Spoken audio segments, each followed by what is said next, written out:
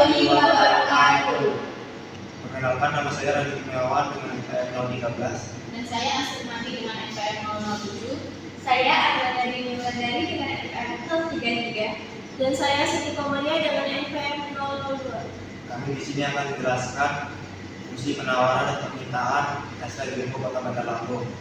Tujuan dari presentasi kami ini untuk menjelaskan fungsi permintaan dan penawaran ST berdasarkan teori ekonomi dan hasil analisis data yang kami kumpulkan.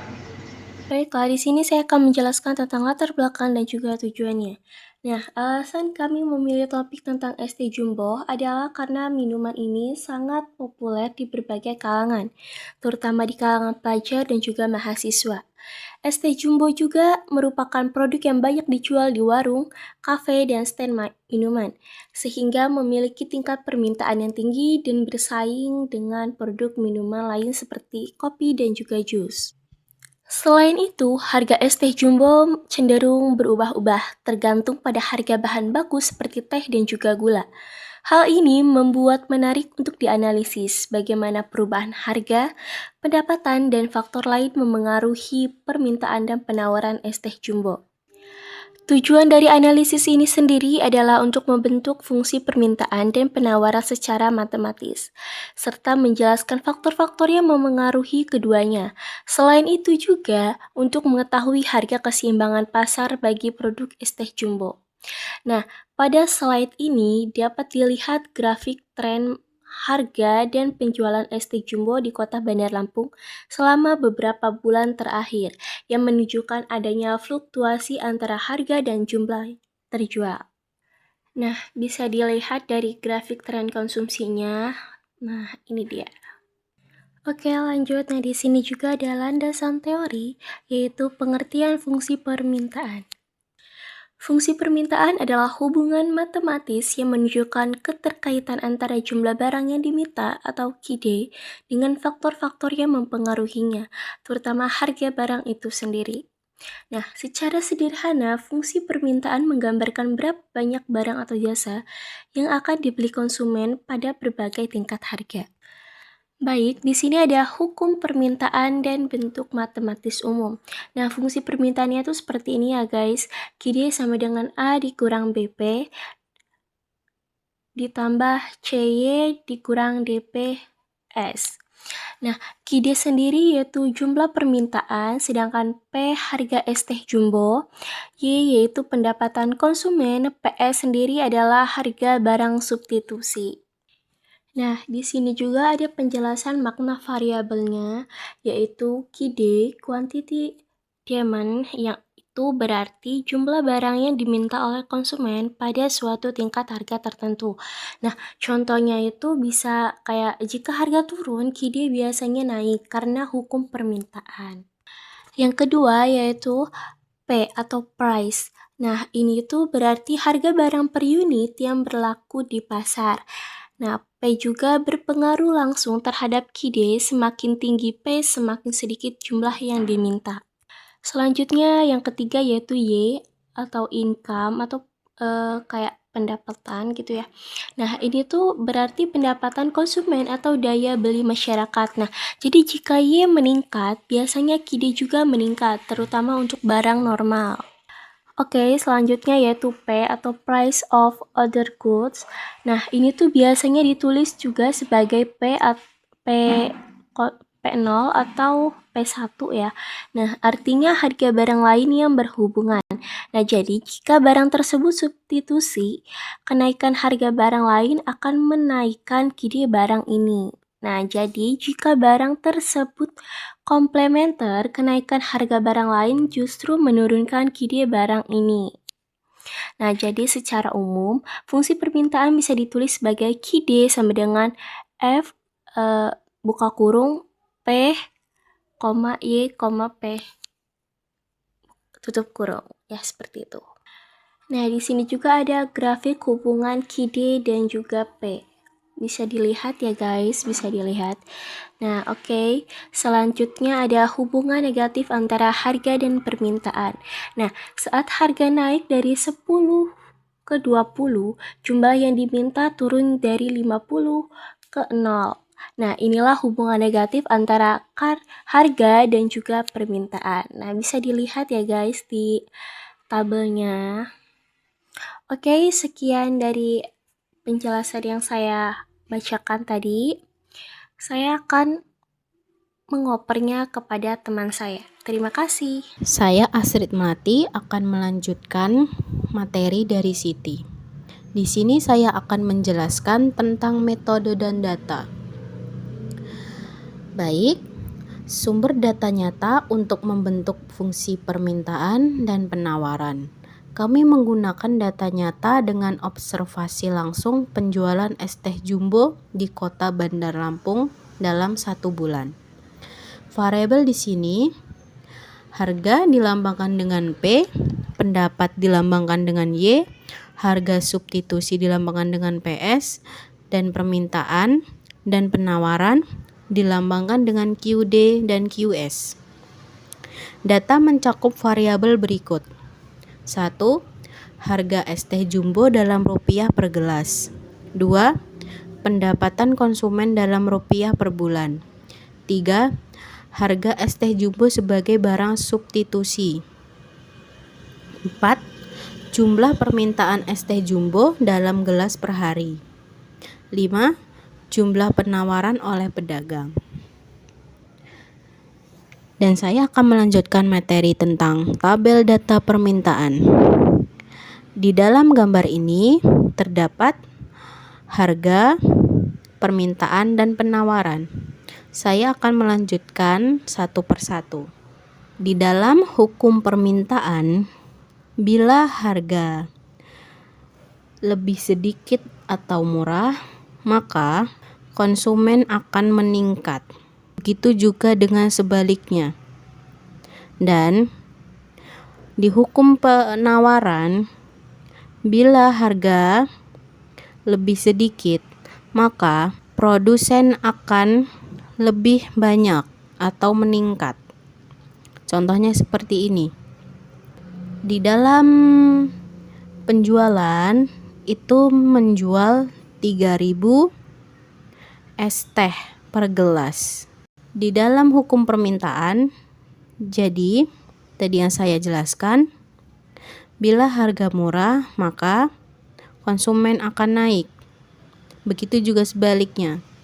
Di sini 3.000 termasuk paling rendah harganya di gambar tersebut. Jadi konsumen meminta 15.000 gelas per bulan. Nah, begitu juga dengan sebaliknya. Bila harganya lebih mahal, contohnya di sini, harga per gelasnya 5.000, maka konsumen akan mengonsumsi 1.500 per bulan. Oke, sudah jelas, dan saya akan melanjutkan yang penawaran. Di penawaran yang saya jelaskan, jika harga per gelas itu murah, maka produsen akan meningkat. Contohnya di sini harga 3.000 per gelas, maka produsen akan produksi es teh per bulannya 16.000. Dan jika harganya mahal, maka produsen tetap akan lebih naik dari harga yang lebih rendahnya, berarti sekitar 20.000 bisa seperti itu. Oke, selanjutnya saya akan melanjutkan tentang grafik scatter plot atau trend line. Ini di sini gambarnya terdapat kurva hubungan antara harga dan permintaan es teh jumbo. Di sini menggunakan hukum permintaan. Yang saya jelaskan, jika harga di permintaan lebih murah atau turun, misalnya 300, misal 500, 5.000, misal 5.000 rupiah. Nah, berarti permintaannya akan turun. Tadi saya misal ke 5.000. Berarti garis di sini akan menunjuk dari atas ke bawah berbentuk segitiga siku-siku gitu. Nah, bila penawaran itu dia dari bawah ke atas naik, harganya lebih misalnya harganya kalau penawaran turun, tapi dia naik, kurvanya naik. Oke. Sekian dari penjelasan saya akan lanjutkan ke teman saya. Halo semuanya, perkenalkan saya Arlena Dini Wulandari dengan NPM akhir 033. Di sini saya akan menjelaskan hasil regresi permintaan dan penawaran. Hasil regresi permintaan yaitu QD sama dengan A tambah B kurang P. Lalu B sama dengan min 6,24. Lalu A 33,12. Jadi QD sama dengan 33,12 dikurang 6,24P. Interpretasi yaitu setiap kenaikan harga satu satuan Rp per gelas, maka permintaan menurun sekitar 6,24 gelas per bulan. Dan hasil regresi penawaran yaitu QS sama dengan A tambah B kurang P. B-nya adalah min 8,57 dan A-nya adalah 42,27. Jadi QS sama dengan 42,27 dikurang 8,57P.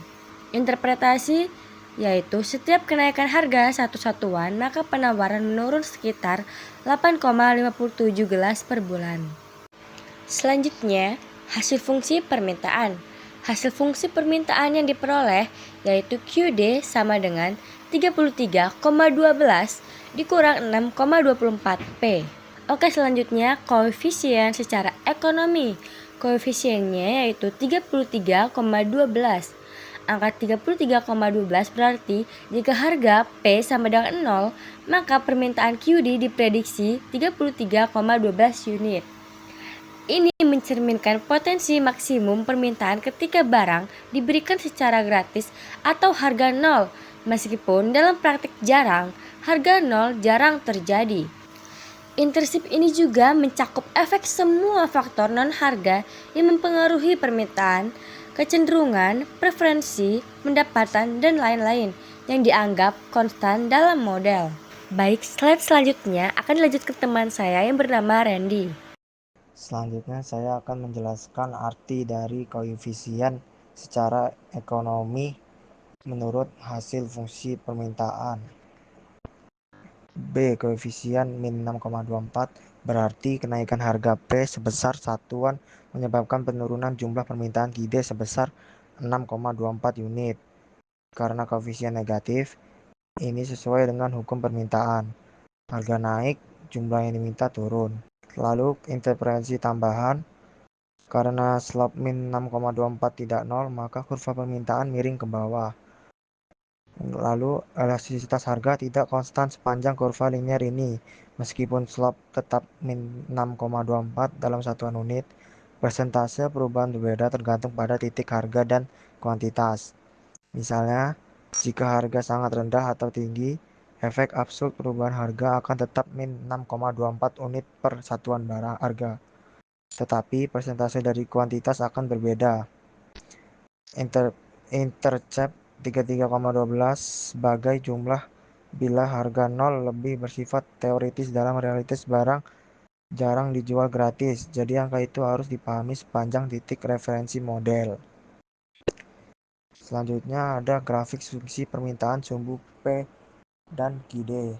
Dalam grafik, sumbu vertikal atau P menunjukkan harga barang semakin ke atas atau harga barang semakin tinggi.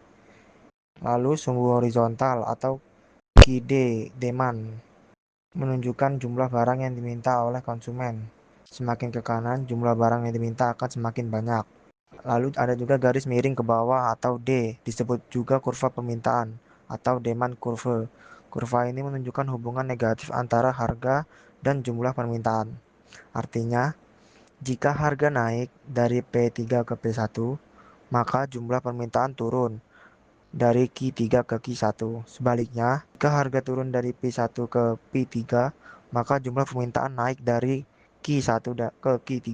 Selanjutnya ada hasil estimasi dan grafik fungsi permintaan. Grafik ini diperoleh dari hasil grafik permintaan QD 33,12 dan P sebesar 6,24.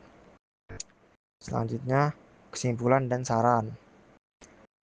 Berdasarkan hasil analisis, dapat disimpulkan bahwa permintaan es teh jumbo dipengaruhi oleh harga, pendapatan konsumen, dan harga barang substitusi.